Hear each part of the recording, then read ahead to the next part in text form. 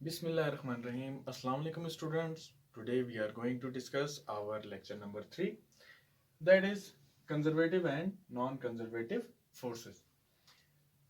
Same chapter, chapter number 4, work and energy. So first of all we will discuss conservative forces. What are conservative forces? Students, the conservative forces are those forces through which the work done does not depends upon any path followed.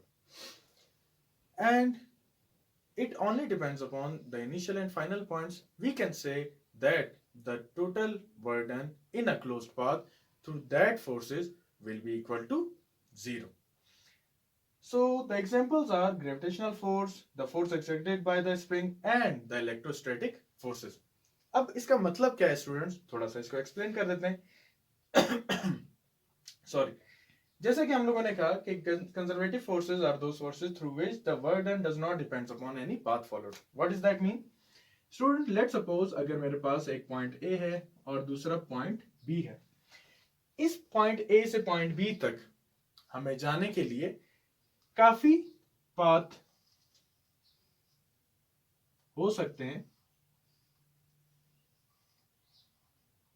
अगर हम लोग इन तीन paths पर गौर करें तो हम लोग देख सकते हैं कि ए टू बी पहला पाथ ये है, दूसरा पाथ ये है, कर्व पाथ, तीसरा पाथ एक जिगजैग सा पाथ है.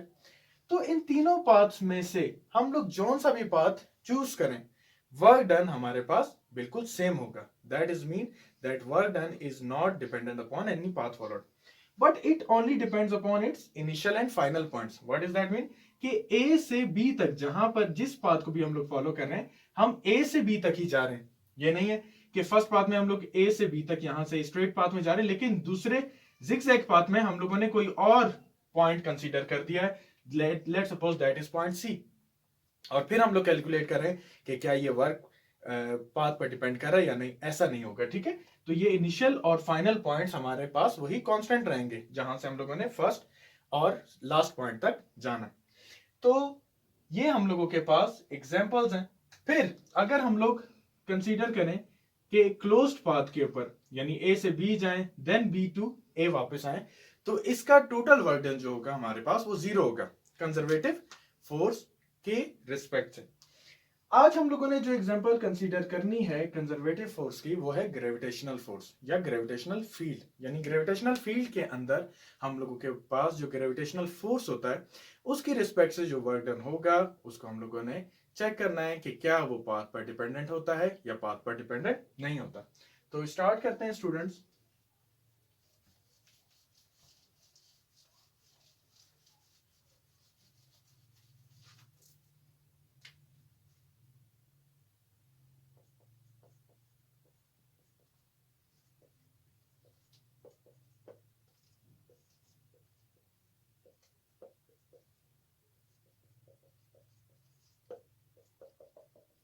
ओके स्टूडेंट, टॉपिक है हमारे पास work done in a gravitational field. इसके अलावा 2 एग्जांपल मेरी कोशिश होगी कि मैं नेक्स्ट लेक्चर में वो भी कवर करूं. तो ग्रेविटेशनल फील्ड सबसे पहले क्या होती है इसके बारे में थोड़ी सी इंफॉर्मेशन ले लेते हैं. What is a gravitational field? Student, gravitational field is a field, it is a region or a space where earth attracts the bodies towards its center. What does that mean? जैसे हम लोग जमीन के ऊपर इस टाइम खड़े हुए हैं, तो जमीन के ऊपर हम लोग क्यों अट्रैक्ट हो रहे हैं? क्योंकि जमीन एक फोर्स ऑफ ग्रेविटी हमारे ऊपर एग्जर्ट कर रही है according to the Newton's law, जिसकी वजह से हम लोग अट्रैक्टेड हैं टुवर्ड्स इट्स सेंटर. तो ग्रेविटेशनल फील्ड हमारे पास क्या है? द रीजन और a space where earth exerts some force of attraction on the bodies towards its centre. तो हम लोगों के पास ये होती है ग्रेविटेशनल फील्ड. अब हम लोगों को ग्रेविटेशनल फील्ड के बारे में पता चल चुका है कि ग्रेविटेशनल फील्ड क्या है। अब हम लोग डिस्कस करते हैं कि work done in a gravitational field is independent of any path followed. In a gravitational field is independent of path. अब हम लोग इसको थोड़ा सा डिस्कस कर लेते हैं। इसके लिए हम लोग एक पाथ कंसीडर करते हैं, एक क्लोज्ड पाथ कंसीडर करते हैं। Let consider this is point a, this is point b and this is point c. हमारे पास यहां पर एक पाथ ए से सी तक है, इसको हम लोग नेम दे देते हैं डी। यहां पर एंगल जो है angle theta. A to b path को हम लोग नाम दे देते हैं D1 और बी टू सी पाथ को हम लोग नाम दे देते हैं D2। तो हमारे पास यहाँ पर ए टू बी, बी टू सी एक पाथ है और ए टू सी एक पाथ है, यानी दो पाथ्स हम लोगों ने कंसीडर किए हैं। From first path is a to B then B to c and the second path is a to c direct. तो हम लोग अभी कंसीडर चेक करते हैं इसको कि ए टू सी पाथ पर जितना वर्क हो रहा है और A to B then B to C path पर जितना वर्क हो रहा है, क्या ये दोनों वर्क इक्वल हैं? अगर ये दोनों वर्क इक्वल हैं तो ग्रेविटेशनल जो फील्ड है इसके अंदर जो भी हम लोग वर्क परफॉर्म करते हैं वो इंडिपेंडेंट ऑफ पाथ फॉलोड होता है। इसके बाद इसको हम लोग चेक करेंगे कि क्लोज पाथ के अंदर जो हमारे पास रिजल्ट आ रहा है क्या वो जीरो आ रहा है वर्क का, टोटल वर्क का। अगर जीरो आ रहा है तो इसका मतलब this is gravitational field is a conservative field. Okay student, तो चलते हैं हम लोग यहाँ पर। सबसे पहले हम लोग पाथ कंसीडर कर लेते हैं फ्रॉम ए टू सी।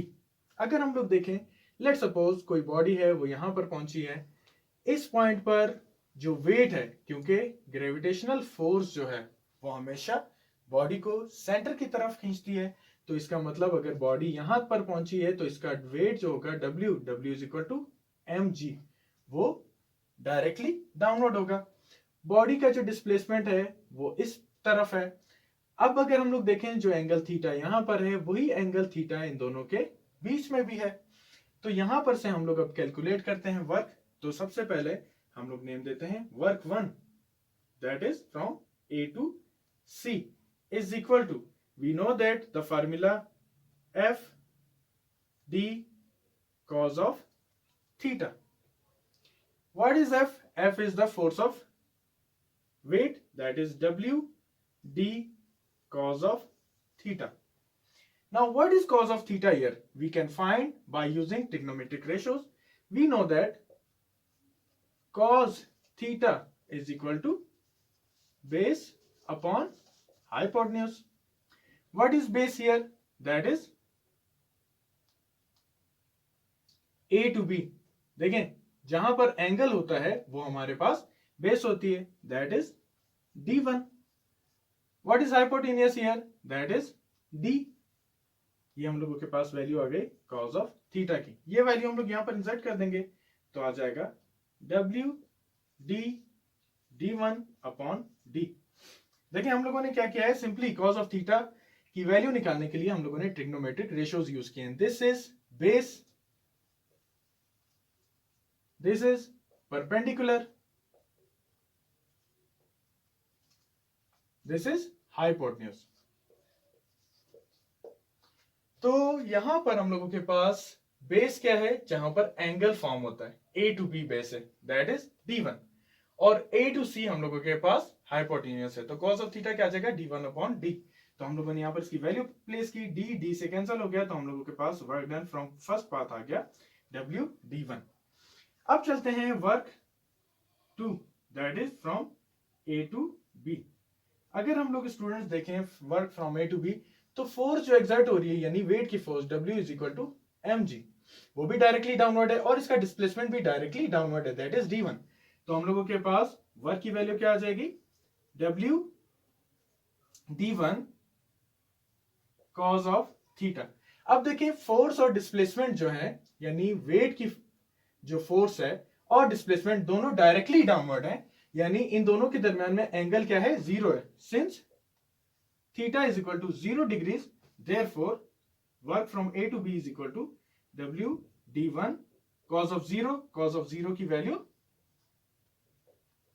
1। तो हम लोगों के पास आंसर आ जाएगा WD1। अब चेक करते हैं वर्क फ्रॉम बी टू सी। तो वर्क फ्रॉम बी टू सी, ये वर्क 3 है हमारे पास, इज इक्वल टू क्या आ जाएगा। अब यहां पर गौर से देखें, वेट डायरेक्टली डाउनवर्ड है W, और डिस्प्लेसमेंट हमारा लेफ्टवर्ड है। तो इन दोनों के दरम्यान में एंगल कितना है, 90 degree. Okay student, weight downward, displacement rightward और लेफ्टवर्ड, दोनों के दरम्यान में एंगल क्या है, 90 डिग्री। और जब 90 डिग्री एंगल आ जाए फोर्स और डिस्प्लेसमेंट के दरम्यान में, तो हमें पता है कि 90 डिग्री के ऊपर वर्क जो होता है वो 0 होता है, क्योंकि cos 90 की वैल्यू क्या होती है, 0। तो work from b to c is equal to 0। Direct मैं यहां पर लिख रहा हूं, since cos of 90 is equal to 0 है। ठीक है, तो यहां पर हम लोगों के पास ये वर्क आ गया। अब हम लोग इसको कैलकुलेट करते हैं, टोटल वर्क।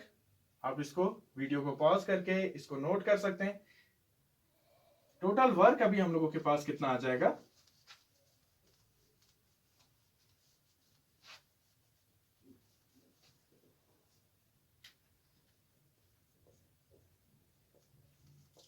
वर्क टोटल हमारे पास आ जाएगा W1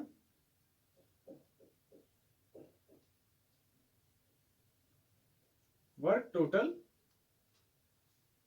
from A to B then B to C। यानी वर्क टोटल हम लोग देख लेते हैं, जो A to B then B to C हमारे पास हुआ, वो वर्क हम लोगों के पास कितना था, W2 प्लस W3।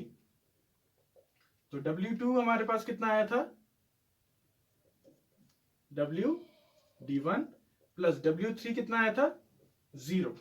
तो हमारे पास work from A to B then B to C कितना आ गया, WD1। अब कंपेयर कर लेते हैं। कंपैरिजन के लिए हम लोगों के पास वही डायग्राम है, D1 D2 D angle theta. अब देखिए स्टूडेंट्स, हम लोगों के पास जो वर्क है A to B then B to C, A to B then B to C WD1 है, और A टू C अभी हम लोगों ने फाइंड किया था W from A to C, that is also equal to WD1।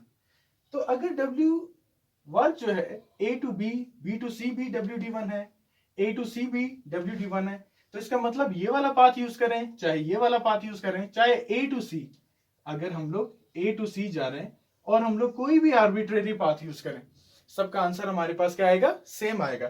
तो इस तरह से हम लोगों ने प्रूव कर दिया कि gravitational field is a conservative field. Okay students, तो हम लोगों के पास ये कंजर्वेटिव फील्ड है। अब students, now we will prove that the work done in a closed path is equal to 0. Okay students, our next topic is the work done in a closed path is equal to 0 while we are discussing the gravitational field. Okay students, यानी gravitational field जो कि conservative field है, उसके अंदर work done जो भी हम लोग करेंगे क्लोज पाथ के अंदर रहते हुए, वो क्या होगा, 0 होगा। इसके लिए हम लोगों को फिर वही डायग्राम कंसीडर करनी है। डायग्राम में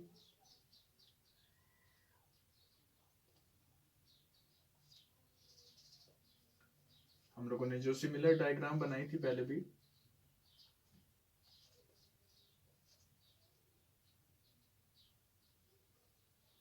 ओके स्टूडेंट्स, नाउ अगर हम लोग इस क्लोज्ड पाथ को कंसीडर करें, तो work through path A to B then B to C हमारे पास एक पाथ था, और work through A to C हमारे पास सेकंड पाथ था। तो स्टूडेंट्स, अगर हम लोग A टू B आए देन B टू C आए, एंड देन अगेन C2A आए तो हमारे पास ये देखें एक क्लोज्ड पाथ बन रहा है, ऐसे लूप बन रहा है। तो इसमें हम लोग देखेंगे कि ग्रेविटेशनल फील्ड के अंदर रहते हुए क्या इस क्लोज्ड पाथ के अंदर अंदर जो भी वर्क डन हम लोगों ने परफॉर्म किया क्या उसकी वैल्यू 0 आती है या नहीं। तो चेक करते हैं। सबसे पहले work from A to B then B to C हमारे पास किसके इक्वल था, WD1। इसको हम लोग बना देते हैं इक्वेशन नंबर 1। कर चुके हैं हम लोग, A टू B गए थे तो हमारे पास वर्क आया था WD1, then B to C गए थे क्योंकि हमारे पास 90 डिग्री एंगल आ रहा था फोर्स यानी वेट और डिस्प्लेसमेंट के दरमियान में, इसलिए हम लोगों ने इसको 0 कर दिया था। दोनों को ऐड करके हमारे पास आंसर ये आया था। और work done from A to C हमारे पास किसके इक्वल आया था, ये भी आया था WD1, इक्वेशन नंबर 2। लेकिन स्टूडेंट्स अगर आप लोग यहां पर देखें तो डिस्प्लेसमेंट पहले हम लोगों ने A टू C कवर किया था डाउनवर्ड यानी under the influence of gravity. But अगर हम लोग C टू A जाते हैं तो ये देखें इसके पाथ के अंदर हमें जो वर्क डन मिल रहा है वो C टू A मिल रहा है। इसका मतलब ये है कि ये अगेंस्ट द ग्रेविटी है। तो अगेंस्ट द ग्रेविटी का मतलब है कि इसके दरमियान में साइन एक आ जाएगा नेगेटिव। क्यों, क्योंकि डिस्प्लेसमेंट हमारा अपवर्ड है इसमें और वेट जो है वो डाउनवर्ड है। तो अगर डिस्प्लेसमेंट अपवर्ड है वेट डाउनवर्ड है तो इसका मतलब ये हुआ कि यहां पर इन दोनों के दरमियान में 180 डिग्री और 180 डिग्री का मतलब होता है -1, या हम लोग ये कह सकते हैं कि नेगेटिव वर्क हो रहा है यहां पर। तो अब अगर हम लोग इसको कैलकुलेट करें तो ये हो जाएगा -WD1 from work from C to A। इसको कह देते हैं 3। अब हम लोग 1 और 3 को ऐड कर देते हैं बाय एडिंग 1 एंड 3। तो स्टूडेंट्स आप लोग देखें 1 एंड 3 को अगर ऐड करें तो W टोटल हमारे पास किसके इक्वल हो जाएगा, W A to B then B to C plus W from C to A। तो आंसर क्या आ जाएगा, WD1 minus WD1 is equal to 0. So student, we have proved that work done in a closed path is equal to 0. अच्छा student, एक important बात जो आप लोगों को बताना है वो ये है कि जरूरी नहीं कि जिस पॉइंट पर हम लोग फोर्स लगा रहे हों, जिस बॉडी पर अगर हम लोग फोर्स लगा रहे हों तो वर्क उसी फोर्स की रिस्पेक्ट से कैलकुलेट की जाए, ये जरूरी नहीं है। वर्क अगर हम लोगों ने कैलकुलेट करना है तो जो उस फोर्स के ऑपोजिट फोर्स भी लग रही है उसकी रिस्पेक्ट से भी हम लोग वर्क कैलकुलेट कर सकते हैं। फॉर एग्जांपल अगर मैं जमीन पर चल रहा हूं तो चलते चलते एक वो फोर्स है जो मैं इंसर्ट कर रहा हूं आगे की तरफ, लेकिन जो फ्रिक्शन है एक वो फोर्स है जो मेरे ऊपर ऑपोजिट डायरेक्शन में एप्लीकेबल हो रही है। तो वर्क हम लोग फ्रिक्शन की रिस्पेक्ट से भी कैलकुलेट कर सकते हैं। तो जरूरी नहीं जो अप्लाइड फोर्स है जो डिस्प्लेसमेंट प्रोड्यूस करिए उसी की रिस्पेक्ट से हम लोग वर्क कैलकुलेट करें। आई होप स्टूडेंट्स आप लोगों को अंडरस्टैंड हो गया होगा। आप लोग इसको नोट कर लें। जो चीज आप लोगों को समझ में नहीं आई आप मुझे नेक्स्ट लेक्चर में पूछ सकते हैं। Thank you. Allah Hafiz.